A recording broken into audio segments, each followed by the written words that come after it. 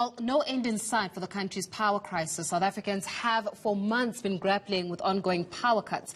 But the past 2 weeks, it seems that the situation has gotten worse. The embattled power utility Eskom has this week scaled up blackouts from stage 2 to 4. So for more on this crisis, we're joined now by Chris Yelland, Managing Director and OUTA Energy Advisor, as well as Eskom spokesperson Sikonathi Mantshantsha. Thank you so much, gentlemen, for joining us for this conversation. Perhaps let's start off with you, Chris. I mean, this announcement by President Cyril Ramaphosa that we saw about 2 days ago or so about how private companies are now able to generate about 100 megawatt of capacity. Does it speak to the immediate crisis at Eskom, especially where load shedding is concerned? No, it's not an immediate solution. It's going to become a progressive solution, I would say, over the next 18 months. To start off with, this hasn't even yet been gazetted. So it's expected to be gazetted in the next 60 days. And hopefully it will be done by then or sooner, and that is just the start. So certainly this is not an immediate solution to the current wave of load shedding. Yeah, but let's speak about the current wave of load shedding, Sikonathi. Exactly where is the problem? What's going on? What's keeping our lights off? Faith, good evening, and good evening to the listeners, to the viewers. As Eskom has stated over the past 2 years, Faith, the problem is really the generation units that need to go through extensive maintenance in order for them to be able to reliably deliver electricity.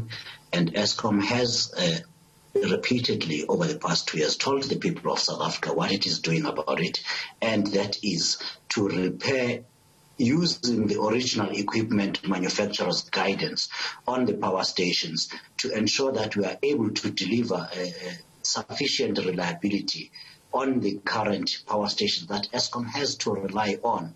And we have told the people of South Africa again that there is an immediate 4,000 megawatts of capacity that is required in order to get rid of load shedding in the immediate term.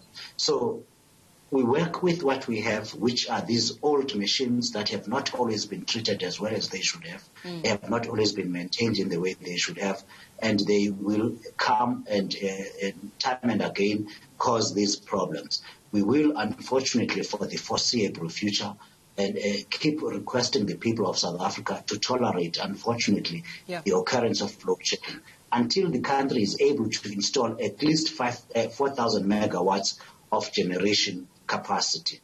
I think that the big issue here, Sikonathi, is the people of South Africa who, by the way, many of whom pay their bills and their electricity bills, and some are on prepaid, who don't understand when you're saying that these old machines must be maintained and how maintenance is to go back even to those that originally was supposed to be in charge of ensuring that the generation unit is actually held up to scratch. Many of them don't understand exactly how is it that it came to be that the very same units are not maintained. It would seem like not rocket science to ensure that generation units, that capacity is maintained, that the old infrastructure is maintained, that it's replaced when it needs to be replaced.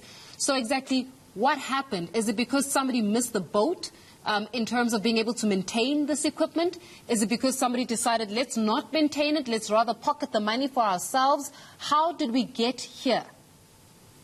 Faith, firstly, the people have every right to be angry at the occurrence of load shedding. Even 1 hour of load shedding is 1 hour too many. That's our reality. They have every right to be angry and ask those hard questions. Now, this is a problem that has occurred over the past 14 years since we had the first instance of load shedding. And this country, not just Eskom, this country, its government has made mistakes in insisting at times to keep the lights on at all costs. That was the instruction that was given to Eskom, and certainly Eskom has a lot to answer for it. It didn't always do the correct thing by its infrastructure, so there were political decisions to technical problems, which will never work. And slowly we got to where we are now 14 years later, where engineers were reduced to just carrying out instructions coming from people who know nothing about engineering. Yeah. Who were those people, though, instructions. Sikonathi? I mean, when you're speaking about people giving instructions, who were those people? These are the people that worked for Eskom, who took instructions from the government at times, and Eskom themselves did not do the right thing. That is just a fact. Eskom themselves did not always behave in the manner engineers should have, technical people should have. They did not maintain the power stations as required. And, of course, there were political imperatives, such as an example, making sure that we were able to host the World Cup and suspend load shedding. This country is now paying for all of those mistakes. Yeah. There were instructions that we will keep the lights on at all costs. The reality is that the machines do not take instructions.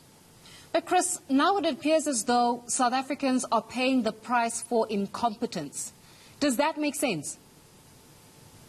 Well, we just have to work through this. You know, I think let's look at solutions. There are solutions. And we can dwell on all the problems, but there are solutions if we take the right decisions now. And yes, we are now starting to take the right decisions. One of the biggest problems is having all one's eggs in a single basket, so that if that fails, the country fails. The way around this is to manage risk. And to manage risk, you need to diversify.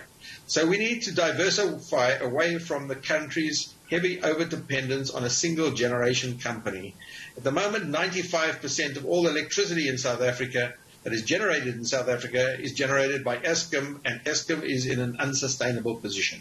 So we need to diversify our generation sources, and only a few days ago, a first major step was taken in this regard to lift the limit above which a generation license is required from 1 megawatts to 100 megawatts. That's a 2 orders of magnitude increase. This is a very significant step forward, and it is going to enable in the next 18 months at least 5,000 megawatts of new generation capacity to come onto the grid.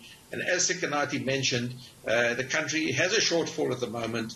I estimate that the shortfall is more like 4,000 to 6,000 megawatts, and we need to bring this generation capacity on as fast as possible. Not only just to allow it in the first instance, but to actually actively encourage it and even to incentivize it. Well then, Chris, some would argue, and we've spoken to many analysts who would say that unfortunately when it comes to this 100 megawatt generation capacity that can now go into private hands by the acquisition of a license, that the fear is that electricity now can become a commodity. And if it's a commodity, that means that prices may increase. Are we likely to see that happen, where you've got Eskom as a supplier on one side, and then you've got a few private entities that are supplying on the other side? So in other words, then South Africans must make a decision of which lesser devil to put their money with. Look, all the price trajectories that have been studied and looked at over the next 10, 20, 30 years indicate that the prices of electricity will rise.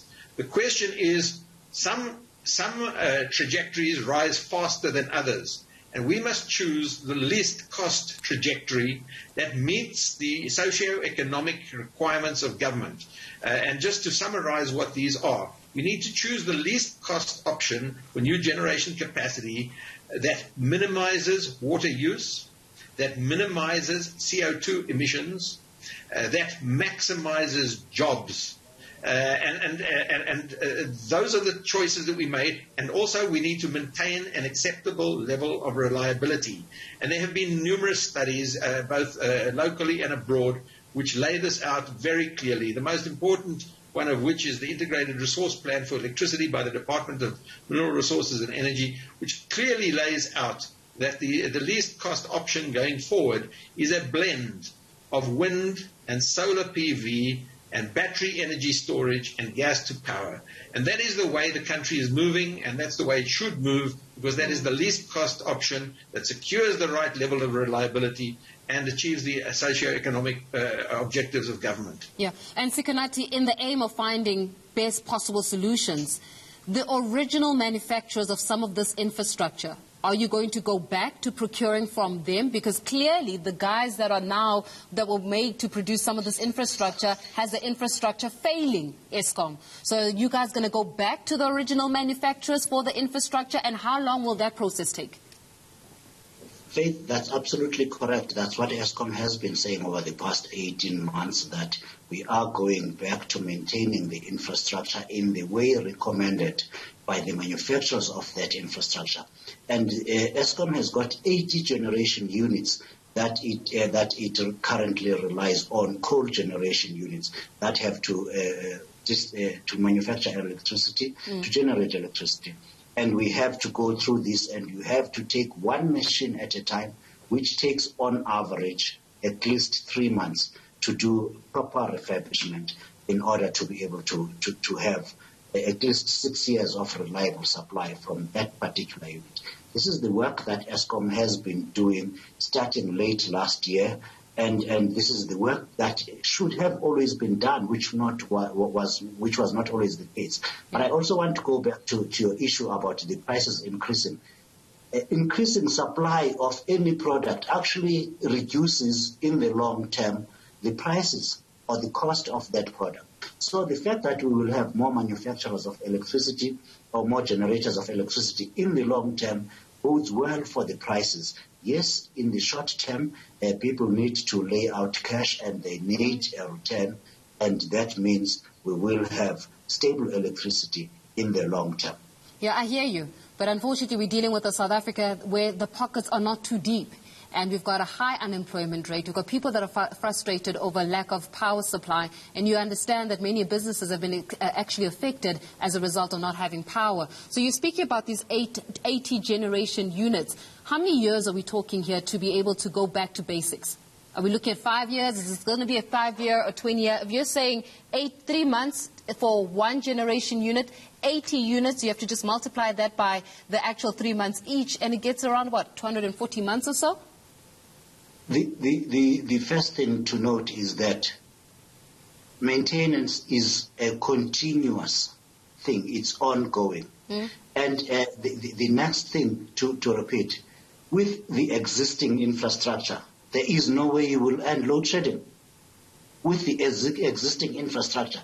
Hence, Eskom asked the government formally in December 2019 to procure an additional 4,000 megawatts of capacity. With the existing infrastructure, you cannot end load shedding. You can maintain a very old car all you want. It will never perform like a new car. That's the reality that we have to deal with.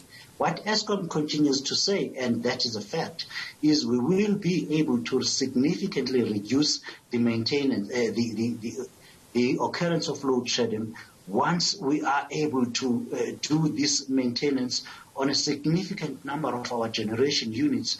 On its own, the infrastructure as it exists today will never end load shedding. That's the reality that the people of South Africa have to accept. We should never, as South Africans, have accepted that 14 years ago we will get to a situation where we will have load shedding. And we continued to have that, and we continue to have that now, because we did not maintain the power stations on the part of Eskom, and we did not bring new infrastructure on the part of the government. That's the reality we have to work with. I hear the reality, but Chris, then what do people do in this country? Yeah, we have to do what we have to do. And the President, just a few days ago, laid out what we should be doing.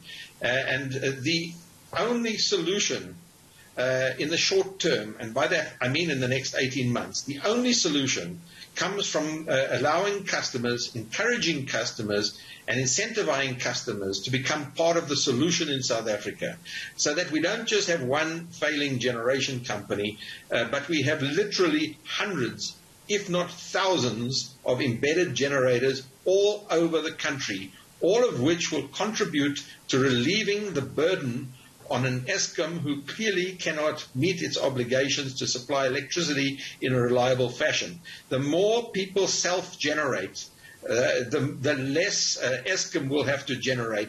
And this is not going to really kill Eskom's revenue, as is often feared. because Eskom is losing revenue right now as we speak. As we go in load shedding, Eskom is losing revenue by not being able to supply. So allowing others to fill that gap is not only necessary but critical, if we are to move out of the current shortages and to manage risk going forward. Another thing I want to talk about managing risk is not only do we need to diversify away from our overdependence on Eskom, we need to diversify away from Eskom's overdependence on coal. Approximately 80% of all electricity that Eskom generates comes from coal. This places South Africa at huge risk in a world that is transitioning to cleaner technologies in order to mitigate climate change. Yes. If we do not change, we will be punished. I hear you. Chris Yelland, Managing Director and OUTA Energy Advisor, thanks so much for joining us this evening, as well as Sikonathi Mantshantsha, Eskom spokesperson. Well, there you have it. It looks as though South Africans still have a hefty price to pay when it comes to power supply.